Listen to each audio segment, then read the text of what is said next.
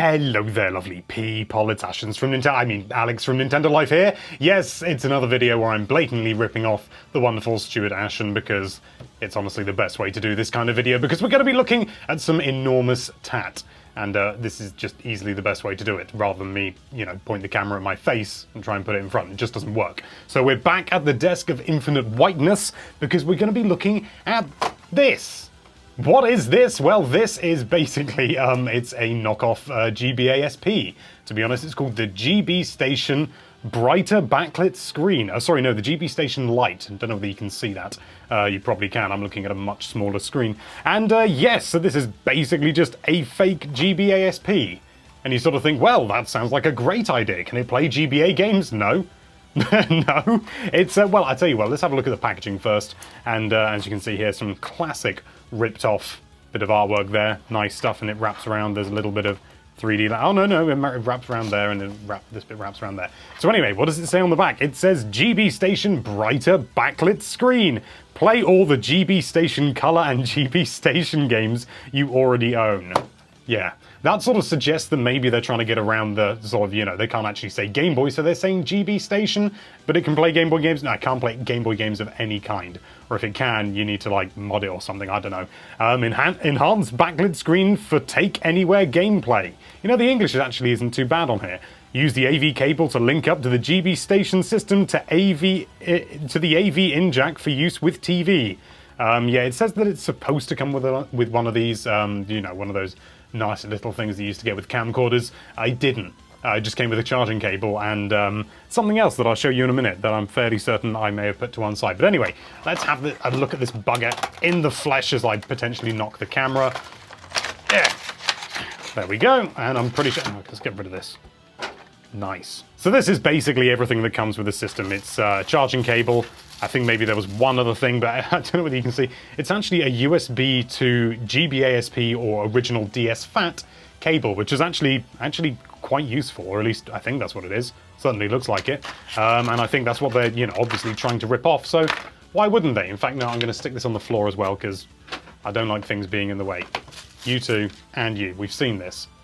Now it's boring. Anyway, now this thing here. Now you might be looking and thinking, Alex, there's a slot down there. Surely you can fit a GBA game in there. And I haven't actually prepared for this. I meant to get a GBA game ready, but thankfully they're just in the drawer where I can knock the camera and grab one. Professional. Anyway, so I've got a GBA game here. This is Golden's. Anyway, so you sort of think, surely that'll fit. Not even remotely. It is far, far too narrow because it also comes with this, which is 8,888 games in one, apparently. It's obviously not. It's the same games repeated over and over again until you get to 888,888. And as you can see, it is distinctly smaller than the GBA cartridge. So yeah, it can't actually play GBA games. Goodbye, Goldens. Anyway. So that slots in there, and what's most interesting, in fact, actually, is I should be able to just rip it apart. Yep, there we go. If you can see that, if you know anything about electronics, you can tell that is basically just creating a circuit. There is no ROM chip or anything in here. It's just a bit of a circuit telling the system to load a slightly different screen when you turn it on rather than the default one. So it's not actually a cartridge at all, and now it won't fit. Have I not put it back together correctly? I don't think I have. I think I'm putting it the wrong way around. No, I'm not. I'm putting it the right way around. There we go. So anyway, should we turn the bugger on? Because it's been about, too long anyway. Let's take this out first. God, I remember this. There we go. So as you can see, inside it looks the business. It looks pretty much just like a GBA SP, and that screen at the top there is not, it's not terribly central, but it's not bad, especially considering I think this cost me about £10. Like, seriously, you can't really get much better value than that. So let's turn the bugger on. Can you hear that? I might have to turn that up a bit because I've got a funny microphone on, haven't I?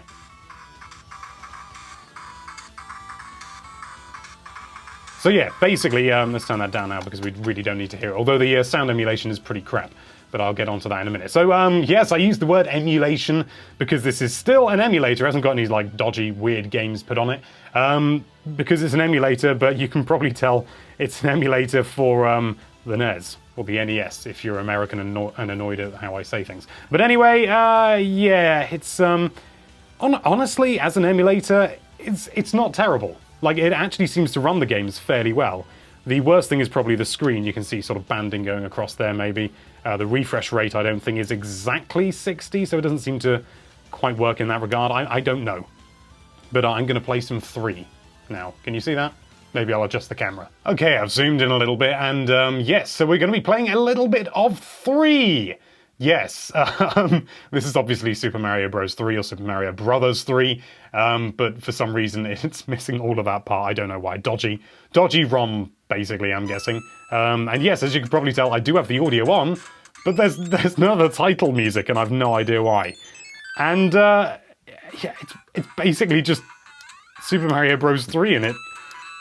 You know, it's vaguely competent. If you ignore the... let's turn that down a bit so I can actually talk. If you ignore the really, really nasty sound emulation, it's not bad, to be honest. The refresh rate is a bit pants. I don't think the screen is actually 60 Hertz or even 50 Hertz. I think maybe it's 40 Hertz or something weird like that. But you know what? It plays right, actually. The actual emulation is pretty good, which is genuinely surprising. To put it into context, I think I already have, but I paid about, what, £10 for this? Which is... That's nothing, you know. You're getting the screen and the battery and everything. It's a rechargeable battery and all that good stuff. And yeah, so this is what happens when you try and play through a viewfinder. Yeah, it seems to run all right, to be honest. But yeah, there's a... Come on, reset. There's a decent number of games on here as well. Actually, I'll turn that volume down because that's kind of annoying. Yeah, there's a decent number of games. You know, we've got Snow Bros. I've no idea what that is. Zombie Nation. Oh, I've seen that before. That's where it's not actually called that, is it? You just fly ahead through a city. Is it actually called Zombie Nation? I don't know.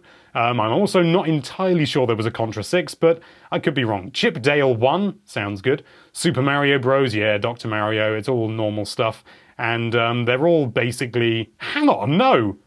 I was about to say they're all just, you know, direct ROMs, but... This is Angry Birds. I've actually seen this ROM before. It's a, oh no, hang on. The title screen's different.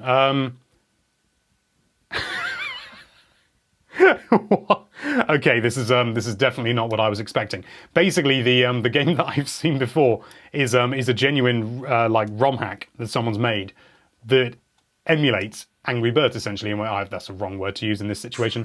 That tries to be Angry Birds, and this is, this is entirely different. Can I... Okay, so...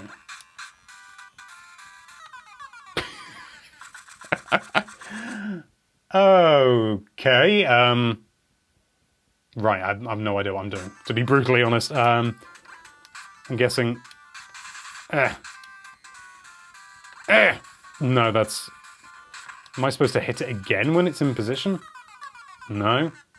Okay, I have no idea what's going on, but you know what, who cares? That's Angry Birds, although it's obviously not, and that's...